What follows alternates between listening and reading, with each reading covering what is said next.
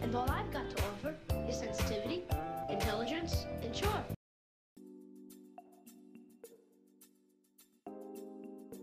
What is parody? Come on, Ellen, we know what parody is. We're not stupid. We all took 6th grade English.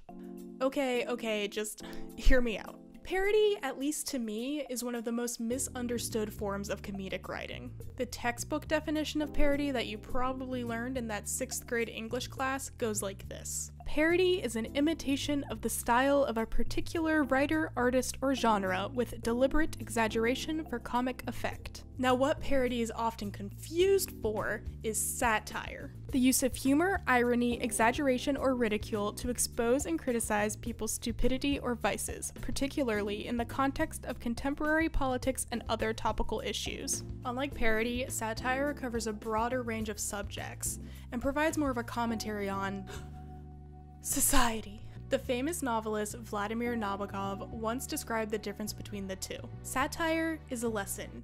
Parody is a game. Here are some popular examples of parody. Weird Al parodying everything. Rick and Morty is a parody of Back to the Future. Monty Python and the Holy Grail is a parody of the King Arthur tales. Shaun of the Dead is a parody of Dawn of the Dead. And Austin Powers is a parody of James Bond. These examples have elements of satire in them, but at the end of the day, they're pretty much straight parody.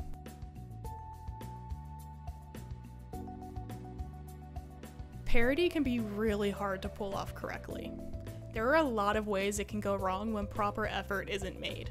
You probably know exactly what I'm talking about.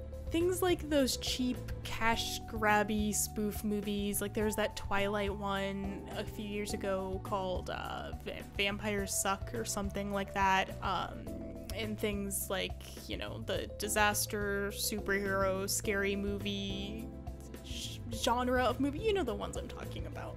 Those are great, well, not great, depending on how you look at it.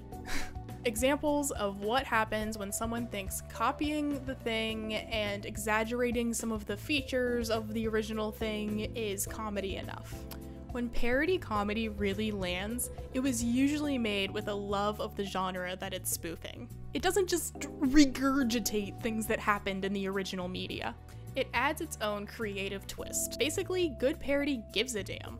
These are things like the aforementioned Shaun of the Dead, Edgar Wright's love letter to the horror genre and zombie movies specifically, featuring original characters thrown into a familiar situation, with the twist of taking place in modern-day London. Or Space Ghost Coast to Coast, a parody of late-night talk shows using assets from the Hanna-Barbera library.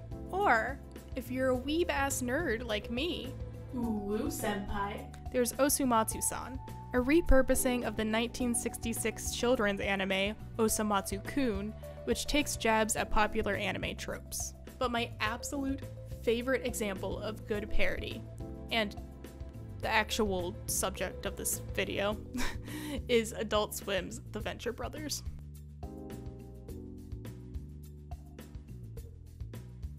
The Venture Brothers is a parody of old Saturday morning cartoons with an emphasis on Johnny Quest. It was created by Doc Hammer and Jackson Public and ran from 2003 until its unfortunate cancellation, like literally a week ago at the time of recording this video.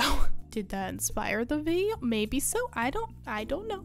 It spanned 7 seasons and 55 episodes, only airing new seasons every 2 or 3 years. Venture Bros essentially asked the question, what happened to boy adventurer Johnny Quest when he had to grow up? The Wikipedia synopsis reads as follows. Johnny Quest gets an irreverent but affectionate spoofing in this animated series chronicling the sometimes hair-raising adventures of Hank and Dean Venture, the not especially bright twin sons of pill-popping super scientist Dr. Thaddeus Rusty Venture. Luckily, for the most part, their safety is overseen by a security guard who uses his license to kill every chance he gets. This synopsis really does not do the show justice. For one, it leaves out that Rusty Venture himself is a washed-up former boy adventurer, which is kind of the crux of the whole thing. This synopsis really does a knock-up job of oversimplifying things, if I'm being honest. The world-building in Venture Bros is immaculate. Organizations like the Guild of Calamitous Intent, Sphinx, and the OSI really add depth and comedy to the world where the story takes place.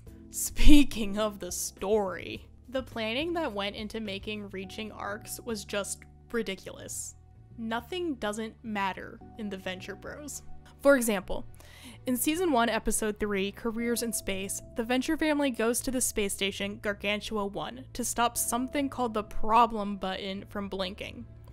On an initial viewing, you might think this is a throwaway gag, poking fun at old sci-fi having random lights go off whenever there was a problem with the machinery, but if you stuck with the show, you would discover that the problem button would become sort of the MacGuffin of Season 6, all the way in 2016.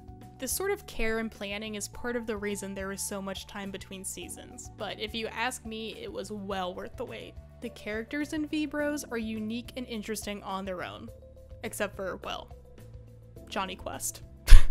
They aren't static caricatures, and they actually evolve as the show progresses. The two-dimensional Saturday morning cartoon archetypes grow into characters with unique problems and really some real depth. They actually have to face the consequences of their actions. Wild. Some light spoilers coming, but here's a couple examples. When Dean discovers he's a clone in Season 4, it fundamentally changes him as a character. He's no longer the go-lucky Hardy Boys spoof from Season 1, but now a character facing a real existential dilemma.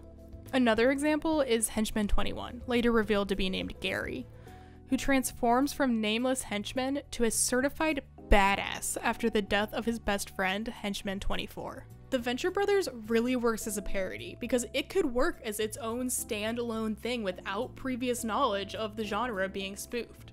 You don't even have to know who Johnny Quest is to enjoy the show. Sure, that knowledge adds to the experience, but it's not a requirement. The story arc, the setting, the characters are all compelling on their own. At least to me, that's the mark of a really great parody. This is how it should be. Not, haha, this is funny because it's like the thing, but haha, this is funny on its own, and it also just so happens to be like the thing. Now, I'm not gonna lie to you, some of the older stuff did not age super well in terms of keeping it PC. And to be honest, some of the newer stuff isn't great either. And it would be wrong of me to not bring that up and just have this whole video be me fawning over the Venture Brothers as if it's this perfect show. It's definitely not perfect. But in terms of using parody for comedy, the Venture Brothers is a masterclass. Unfortunately, Adult Swim recently made the stupid decision to cancel the Venture Brothers after 15 years on the air. This really sucks because they left a lot of loose ends at the end of Season 7, and there was a Season 8 being written. Basically, all I'm saying is that if you wanted to go bully Adult Swim on Twitter about it, I wouldn't stop you. Alright folks, this was the parody Venture Brothers video. This was kind of my love letter to Saturday morning cartoons. I know that Jack Saint is also working on a Venture Brothers video.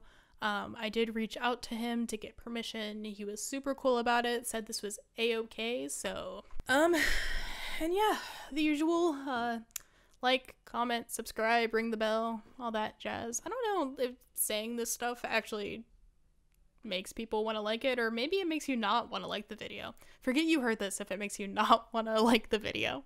And yeah, stay frosty. Bye. Chopper. Get down. Creature.